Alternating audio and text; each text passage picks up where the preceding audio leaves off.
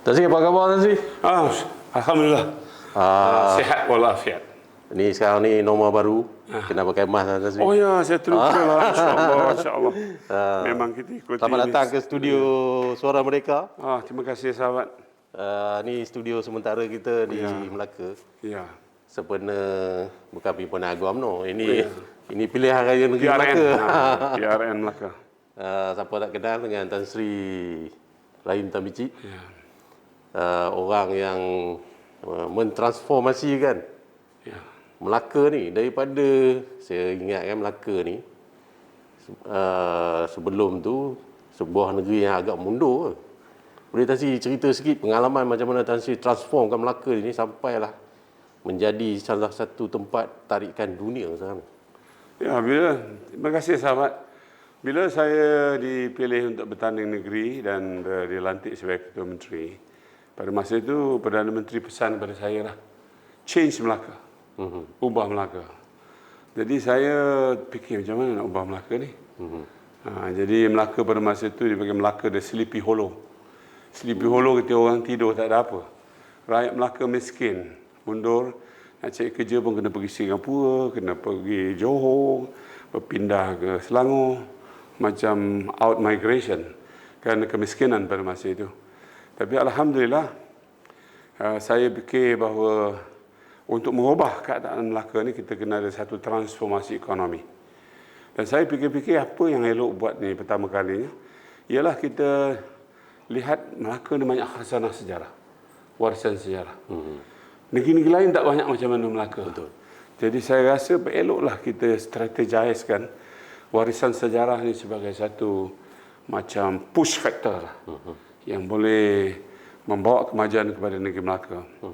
Dan masa-masa itu kita pakai strategi untuk mempopularkan Melaka. Melaka tidak popular sebab dia Sleepy Hollow, tak ada orang nak datang. Ialah saya buat kenyataan secara berani, kita nak levelkan Bukit Cina. Pada masa itulah sensitif, cukup sensitif. Seluruh masyarakat Cina bangun dan bangkit menentang saya pada masa itulah. Ada saya dengar ura-ura beberapa mang Cina ni nak naik atas tu bakar diri dia sebagai protes.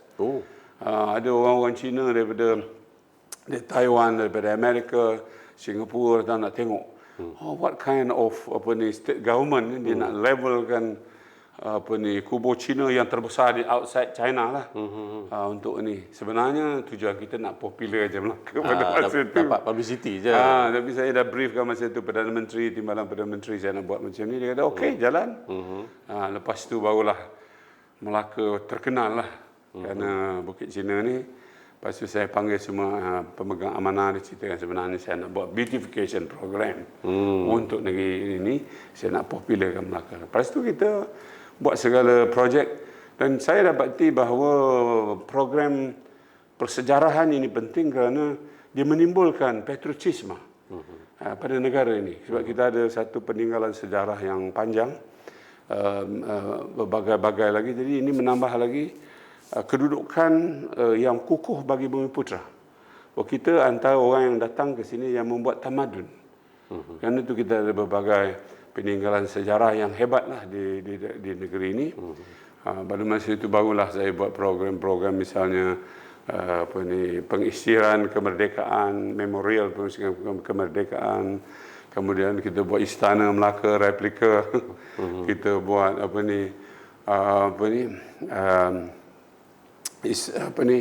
macam-macam lagi lah. Light and show dan macam-macam lagi yang kita tone kubur Hang Tuah, kubur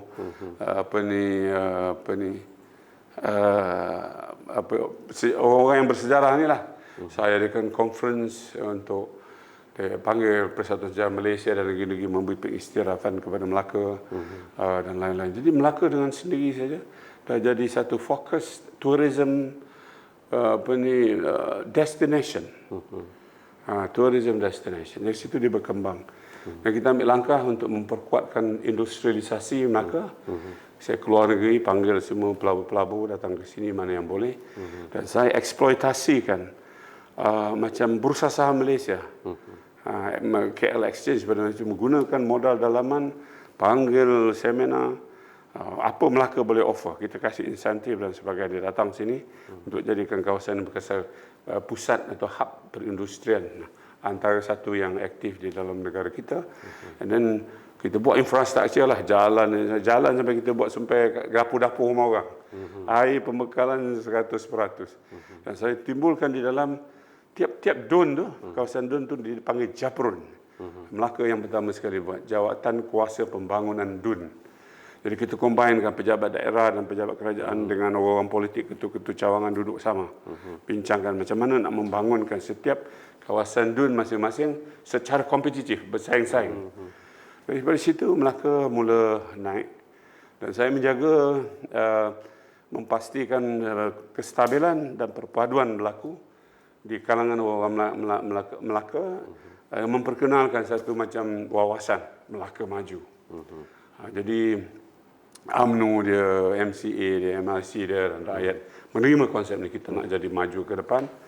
Jadi alhamdulillah dalam 12 tahun saya menjadi Ketua Menteri, Melaka berubah dari sebuah negara yang maju, yang dulu miskin, mundur, apa kedana lah. Yang ada Bukit Cina aja dengan Tanjung Keling. Pada masa itu menjadi sebuah negeri yang bergerak ke depan, dinamik, dengan GNP dia antara yang terbaik dalam Persekutuan Malaysia. Dan alhamdulillah ditambah oleh prestasi ketua-ketua menteri selepas daripada saya. Hari ini dalam pengisytiharan baru ini oleh Tan Sri Muhyiddin, Presiden Perikatan Nasional, dia berekrar dalam manifesto PRN nak menjadikan Melaka salah satu 3 negeri yang termaju dalam negara kita. Jadi ini saya harap rakyat Malaysia dapat melihat satu kesinambungan. Jadi saya pula sebagai anak Melaka ni kadang-kadang rasa sedih sikitlah saudara. Saya dah menjadikan Melaka sebuah negeri yang maju, mundur dan kaya lah kata masa tu. Masa saya bersara masa tu lebih 3 juta, 400 juta surplus daripada Melaka. Bila dah maju ke depan macam tu lah, sekarang sampai tahap pula bergebut-gebut. Itulah pemimpin-pemimpin sini untuk mengambil opportunity. Saya mulakan penampakan laut macam tu, macam Mahkota Perit tu masa saya dibuat dan kompleks perniagaan kat situ. Betul. Jadi bila saya tengok balik bila situasi yang negatif berlaku lah. Mana pemimpin-pemimpin yang diberi amanah, yang diberi mandat, diberi kepercayaan untuk mentadbir negara ini secara berintegriti, saya berwibawa dengan amanah, dengan harapan rakyat untuk melihat bahawa mereka mendapat pembelaan yang sewajarnya dan menjaga kesejahteraannya. Saya melihat ahli-ahli politik kurang bijaksana dalam menggunakan kuasa politik untuk memelihara dan mempertahankan kedudukan dan kepentingan rakyat. Berebut-rebut sampai mereka bertikam di antara satu dengan yang lain. Jarang berlaku dalam sejarah mana-mana di dunia ini, di negara kita. Kerajaan sama kerajaan melawan, berebut pasal harta yang sepatutnya dimanfaatkan kepada kepentingan rakyat, sehingga kerajaan itu jatuhlah. Itu saya rasa sedih lah, dan saya memang berharap bahawa rakyat Melaka sedar dan insaf melihat keadaan ini berlaku. Pilihan kita adalah mudah saja. Di depan kita satu kepercayaan telah kita beri, dan kepercayaan itu telah pun dikhianati dan telah pun dimusnahkan dengan perebutan masing-masing yang tak kira lagi kepentingan rakyat di mana, ke mana. Mereka sibuk dengan perjuangan peribadi, perjuangan mengisi memperkayakan kroni dan lain-lain lagi. Jadi kali inilah saya sebagai pemimpin agak lamalah rasa sedih ni. Saya nak minta pada rakyat negeri Melaka, saya nak rayu supaya kita berani membuat satu political revolution, satu revolusi politik untuk merubah keadaan dengan keyakinan bahawa kerajaan yang akan datang ini insya-Allah lebih baik lagi, dan akan terdiri daripada kepimpinan yang bersih, kepimpinan yang berwibawa, pemimpin-pemimpin yang ada integriti. Kalau inilah yang diperkatakan, apa yang telah diikrarkan oleh Perikatan Nasional, Melaka akan dijadikan 3 daripada top performers of the nation, insya-Allah akan menjadi kenyataan dan realiti. Tazri, Saya tanya satu soalan, Tan Sri explain memang sangat detail sampai mood terkini mengundi. Tapi saya nak tarik balik ke belakang, flashback. Okey. Saya semasa saya mula sebagai kerjaya seorang wartawan, masa itu Tan Sri ketua pemuda UMNO. Ramai yang tak tahu sebenarnya apa berlaku. Boleh kita cerita balik apa sebenarnya berlaku dalam UMNO masa itu sampai Tan Sri akhirnya macam kalau zaman sekarang ni dia guna perkataan scam lah, ditipu, diperdayanya tu. Saya kalau mengingati sejarah yang lalu, saya antara pemimpin yang aktif lah dalam UMNO, sehingga kan kita telah berjaya untuk menubuhkan satu gerakan yang kental dan handal dalam UMNO dipanggil Tim Wawasan masa itulah, yang diketuai oleh saudara Anwar Ibrahim, termasuk di dalamnya saya, Datuk Seri Najib, Tan Sri Mahyudin dan Sri Ahmad Taib, untuk mempopularkan bahawa generasi muda mesti mengambil alih dalam negara kita. Jadi saya setuju dengan idea ini, dan kita bekerjalah tim wawasan ni pergi ke negeri-negeri dan sebagainya dan dapat penerimaan yang baik dan berjaya lah.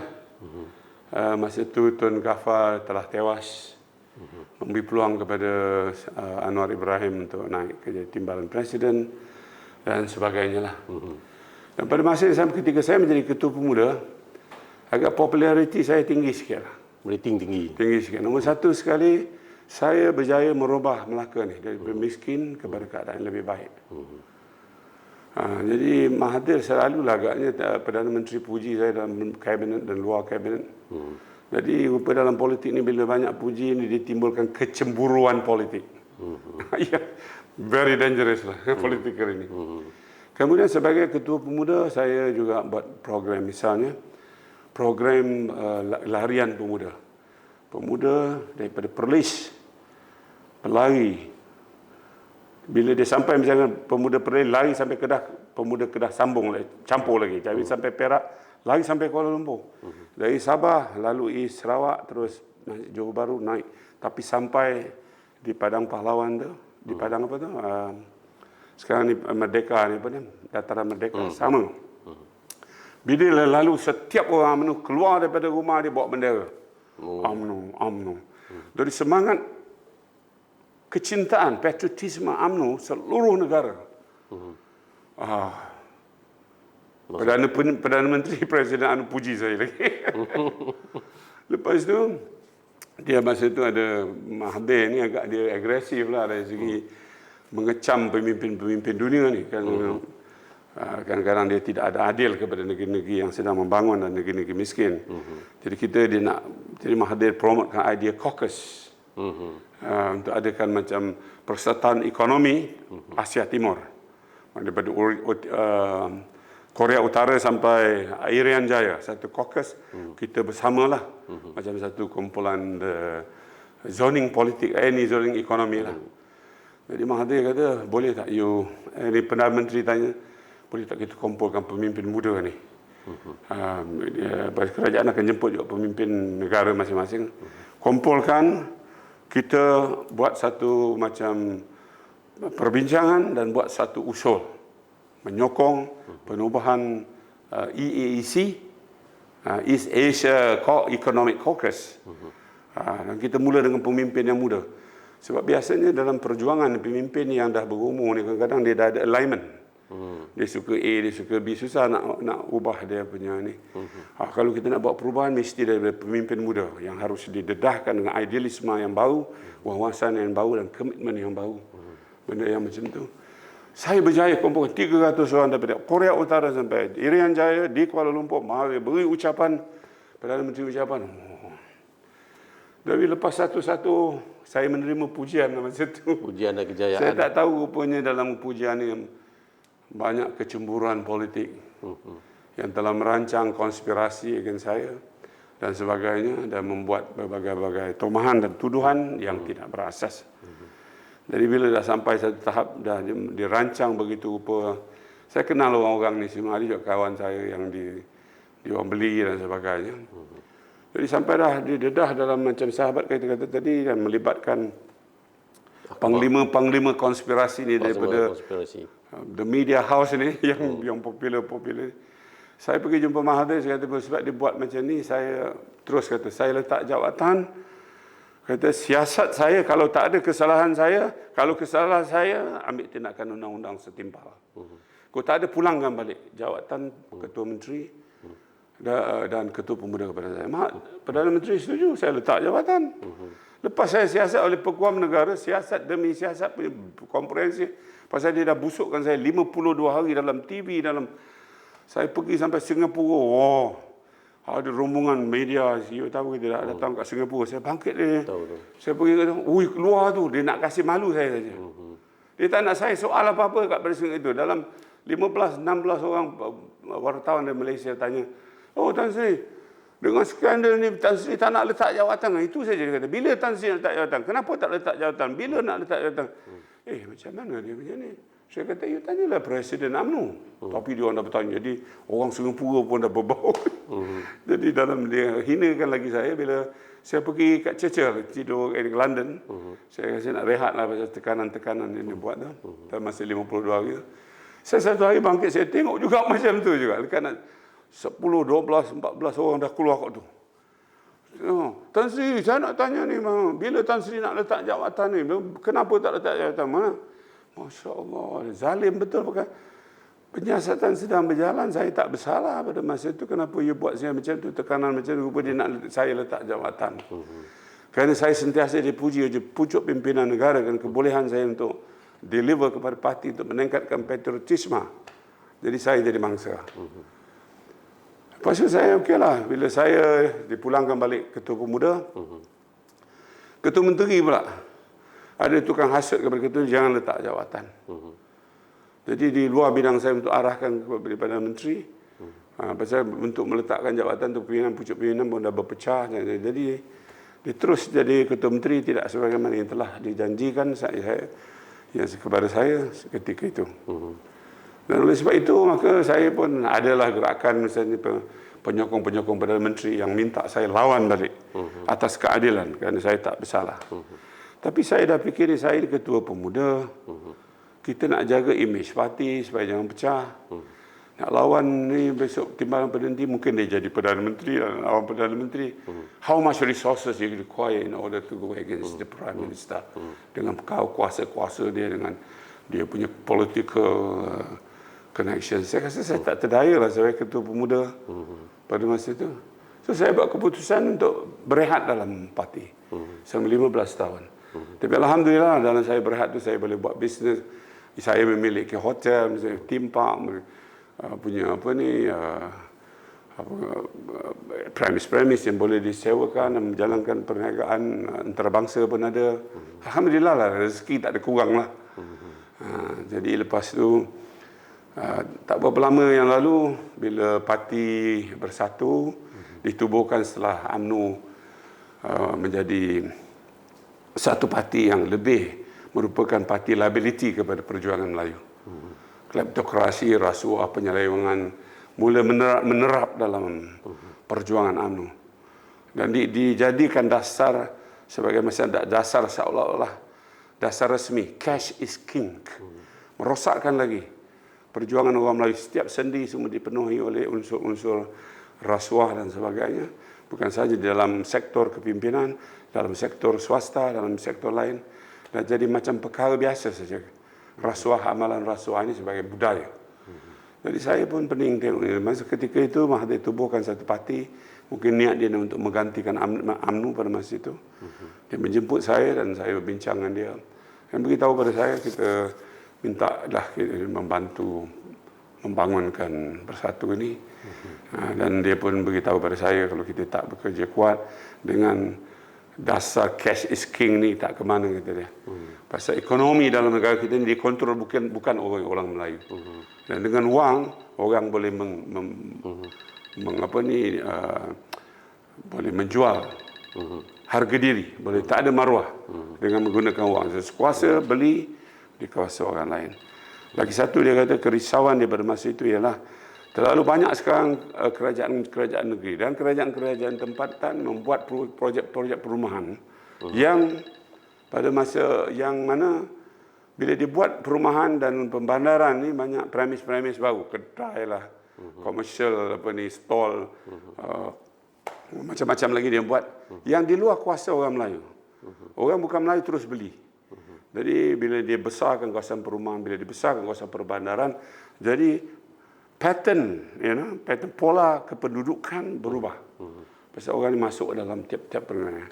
Dia kata, saya rasa logik jugalah pandangan Tun pada masa itu bahawa jika dua, tiga lagi pilihan raya yang akan datang, kita tidak sedar bahawa penetrasi orang bukan Melayu melalui kuasa belinya atas projek perubahan dan perbandaran yang dilaksanakan serata negara, suddenly kata dia, we will discover that majority dalam parlimen seatnya adalah bukan Melayu. Dah tak ada guna kita kesal pada masa itu. Dan siapa kontrol parlimen, dia kontrol kabinet. Siapa kontrol kabinet, dia kontrol kementerian. Siapa kontrol kementerian, dia kontrol power of the nation. Pada masa itu. Jadi saya amat terpanggil. Saya join bersatu dengan ini. Saya cuma pada masa itu pengurusi GABEM lah, Gagasan Badan Ekonomi Melayu, yang saya gerakkan seluruh negara. Jadi Tun pada masa itu meluluskanlah peruntukan bagi GABEM ni. Tapi masa itu bila sampai pada MOF, saya tengok dia tak ada tindakan langsung. Dia letak masih lagi atas meja dia lah berbulan. Benda yang macam ni. Jadi saya pun kecewa jugalah masa Tun tu. Jadi lepas tu tak lama tu berlaku krisis lagi. Langkah Sheraton. Jadi bersatu menubuhkan PH bersama rakan-rakan yang berhijrah daripada UMNO dan juga daripada PAS, tubuhkan PN. Tun membuka parti baru dia, Pejuang. So saya tinggal bersama Bersatu dan saya membuat satu keputusan untuk membantu Tan Sri Muhyiddin kerana saya dah kenal dalam perjuangan tim wawasan dulu. Dia seorang pemimpin yang sederhana tetapi ada keberkesanan, ada komitmen untuk melihat bahawa kepentingan Melayu dipertahankan dan diperkasakan melalui masa. Yang selama ni 60 tahun kita gagal, dasar ekonomi kita satu, bersama dasar ekonomi baru, dasar macam-macam dasar sebelum itu. Sampai sekarang penduduk Melayu Bumi Putra Peribumi ni walaupun 68%, kita masih menguasai 20-21% daripada kekayaan negara. Dari segi national equity lah. Ini satu perkara yang amat mendukacitakan saya. Benda yang macam ni. Jadi saya fikir dan Tan Sri Muhyiddin pun sharing with me this kind of kekurangan orang Melayu ni dalam perjuangan ekonomi kita. Maka saya berikrar untuk sama dalam Bersatu ni untuk membawa satu message bahawa perjuangan ekonomi amat penting. Kita mesti mensejahterakan rakyat. Kuasa politik mesti diguna untuk mensejahterakan rakyat. Artinya bila saya jadi ketua menteri, saya tengok contoh sebagai saya. Bila dia beri peluang menjadi ketua menteri, saya gunakan kuasa politik tadi untuk merubah Melaka dari mundur miskin papa ke dana kepada keadaan yang lebih baik. Keadaan yang maju ke depan, dynamic, vibrant, sehingga peluang-peluang pekerjaan, peluang perniagaan, peluang-peluang lain, peluang sebagainya senang, rakyat hidup selesa. Rakyat Melaka tak payah berpindah. Rakyat budak anak-anak Melaka keluar dari sekolah tak payah nak pergi sana cari pekerjaan kerana negeri kita dah banyak ini. Jadi ini satu filsafat yang baik, iaitu wakil rakyat, siapa pemimpin yang dipilih mesti menggunakan kuasa politik bukan untuk membesarkan poket mereka, bukan saja untuk kroni, untuk isteri, untuk diri sendiri, tetapi mensejahterakan rakyat, perjuangan rakyat. Tapi hari ini saya tengok semakin jauh daripada matlamat yang baik ini, dan insya-Allah saya rasa saya ingin menyumbangkan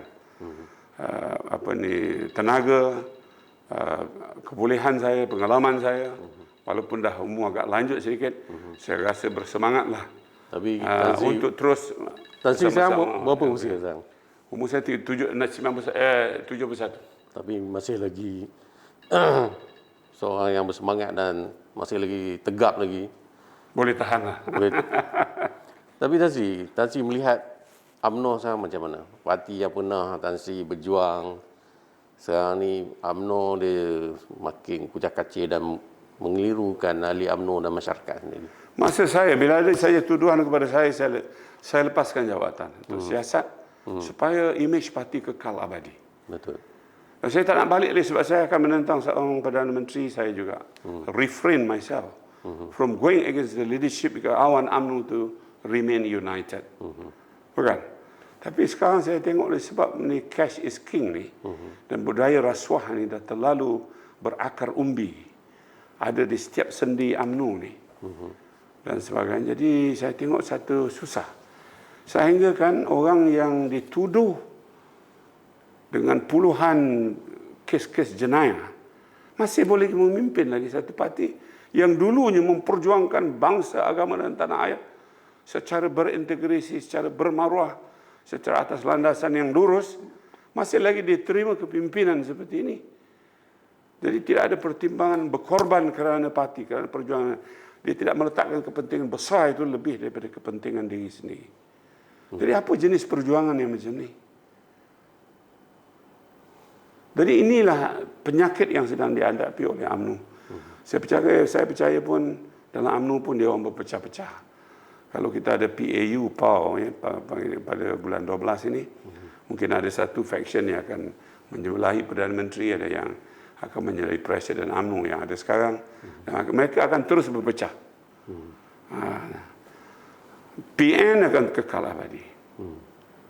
PH ni pada konsep saya, mungkin banyak juga rakyat yang bersatu.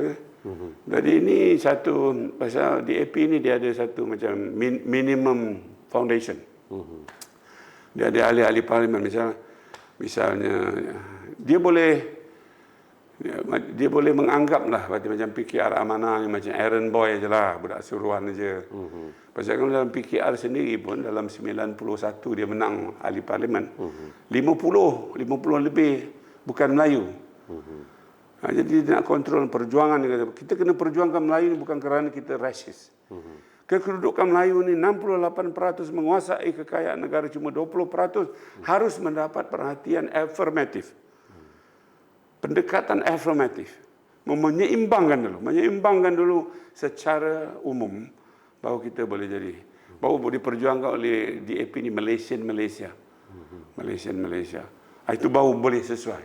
Selagi ini tidak boleh dicapai kedudukan ini, memang tidak valid. Tidak ada justifikasi untuk jadikan dasar Malaysia ini secara umum, secara rasmi atau tidak rasmi sebagai dasar negara. Melayu, Cina semua sama. Kalau 10, Cina 10, India 10, Melayu 10. Itu sama rata. Malaysia. Sedangkan kita 68%. Mereka 10%, 9%, atau 20%, 21%. Jadi kita tak dapat tengok dasar ini. Tapi dasar ini oleh sebab dia ada beberapa kursi-kursi yang dia kuasainya. Jadi dia boleh memegang beberapa parti untuk jadi dia punya sandaran bagi memberi sokongan, tetapi terpaksa akur kepada ke dasar yang secara langsung atau tidak secara langsung yang mengadvokatekan Malaysia. Benar-benar. Jadi tinggallah parti PN saja yang benar-benar tulen. Dengan penyakit kanser yang ada di dalam UMNO, dengan adanya penyakit Malaysia yang diamalkan oleh satu lagi parti ini.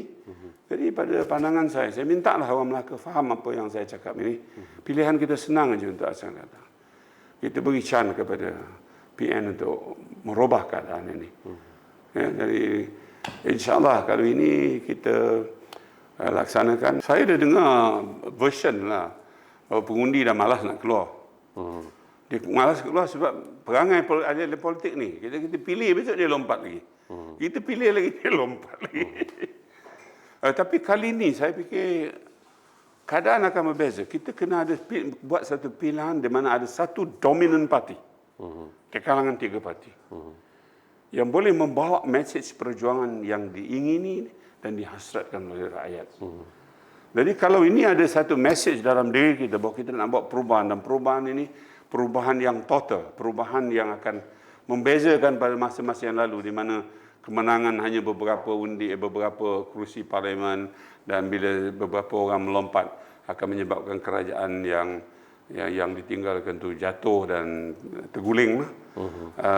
Kita kena buat satu keputusan yang betul-betul patriotik untuk Malaysia. Dan di persempangan yang seperti ini pada pendapat saya, kita kena memilih parti yang reliable lah. Dan dalam konteks yang saya terang tadi, constraint dan kelemahan dan apa yang ada berbagai parti ini, pada pandangan saya, PN patut dia beri peluang untuk menerajui negeri Melaka dan insya-Allah menerajui negara pada PRU 15 yang akan datang. Tan Sri, kalau peratus pengundian terlampau rendah, kelebihan berada pihak mana? Kalau rendah ni, orang yang fed up ni, dia fed up tentang politician yang tidak bertanggungjawab, politician yang tak ada integriti, politician yang salah guna kuasa dan menipu dan sebagainya. Jadi orang ni dapat menilaikan, tapi perbuatan mereka tidak mengundi itu unpatriotic. Perbuatan mereka tidak mau mengundi itu ketika mereka tidak melaksanakan satu tugas dan tanggungjawab di bawah perlembagaan yang akan merugikan masa depan negara. Malah dia mesti yakin dalam saat ini, walaupun banyak kata lompat-melompat, kita kena buat satu keputusan yang boleh memberikan asas yang kuat sebuah kerajaan yang lebih dominan harus dipilih untuk meneraju masa depan kita. We must keep trying. Demokrasi memang begitu. Memang begitu, sebab orang ada pilihan nak buat ini dan buat ini. Tapi kita melalui satu period di mana kita ada kepimpinan nasional yang dominan untuk menerajui negara. Jadi masing-masing itu lebih kurang sama, jadi dia susah nak pilih. Jadi itu sebab dia malas nak keluar tu. Tapi saya nak seru kat sinilah melalui ini. Kalau kita sayang dan cintakan bangsa kita, negara kita Malaysia, please come out. Keluar undi to vote. Mesti datang untuk mengundi dengan niat bahawa kita nak memilih sebuah kerajaan yang bermaruah, yang ada integriti, yang lain daripada yang lepas, yang anti rasuah, yang anti penyelewengan, dan berikrar untuk menjadi sebuah kerajaan yang betul-betul dapat memenuhi cita-cita dan hasrat rakyat. Okey, Tan Sri, terima kasih kerana sudi hadir dalam wawancara ini. Dengan kasih, seruan Tan Sri itu, saya tutup wawancara ini. Sekian, terima kasih. Terima kasih juga kepada para pelayar Suara Merdeka yang masih lagi menyokong kami. Sekian, terima kasih.